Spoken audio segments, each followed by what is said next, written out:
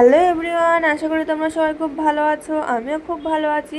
So আজকে ভাবলাম ঘরে থাকা কিছু ফল দিয়ে একদম অন্যরকম একটা জুস বানিয়ে দেখাবো। প্রথমে নিয়ে নিলাম আপেল, ডালিম আর আঙুর। সবগুলো ফল ভালো করে ধুয়ে ছোট ছোট করে কেটে নিলাম। এরপর নিলাম একটা প্লাস্টিকের গ্লাসে মেপে পানি নিয়ে হালকা গরম করে নিলাম।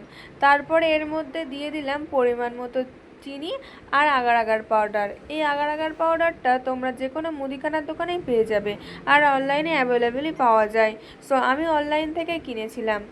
এবার গ্লাসের মধ্যে একে একে দিয়ে দিলাম কেটে রাখা ফল, আপেল, ডালিম আর আঙুর। আমি এখানে দু রকম আঙুর ইউজ করেছিলাম, একটা রেড একটা গ্রিন কালার, কারণ দু রকম আঙুর ইউজ করার পরে দেখতে খুব সুন্দর লাগছিল।